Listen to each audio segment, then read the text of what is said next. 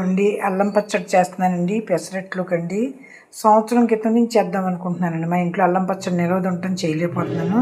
సంవత్సరం కింద నుంచి ఎందుకు అనుకుంటున్నారేమో అండి. ఇగోండి వేగించుకుందామండి. ఇవన్నీ వేగించుకుని ఇగోండి అల్లం, ఎండుమిరపకాయలు, చింతపండు, జీలకర్ర, ధనియాలండి. ఇంతే అండి అల్లం పచ్చడి కావాల్సిన ఐటెంలు. బెల్లం పడుతుందండి కొద్దిగాని. ఇదిగోండి మనం హోటల్లో వేస్తారు కదండి ఎర్ర పచ్చడి అదేనండి. అల్లం అన్నీ కూడా బాగా వేగించుకునండి మిక్సీ పట్టుకోవాలండి.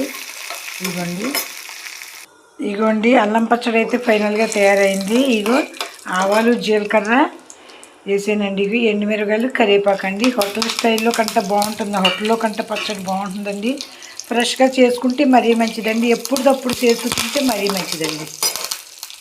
ఇదిగోండి ఫైనల్గా మన ఇడ్లీలో కంటే అవనవ్వండి, పెసరట్లో కనండి అంటే అవనవ్వండి, అల్లం పచ్చడి తయారైపోయిందండి. ఛాతీకి వేడి పుట్టిస్తుందండి అల్లం వేసుకుని తింటేని. అల్లం పచ్చడి అండి. అందుకని ఈ విధంగా చేసుకోండి. చలికాలం ఎక్కువ చేసుకుంటే ఇది మంచిదండి ఎప్పుడైనా సరే అండి. పిల్లలకు కూడా అండి ఇడ్లీలో కొంచెం కారపొడి ఇది ఎత్తే సరిపోతుందండి. మనకి ఎమర్జెన్సీ పనులకి బాగా పనికొస్తుంది. రాత్రి అయినా చేసి ఉంచుకోవచ్చండి.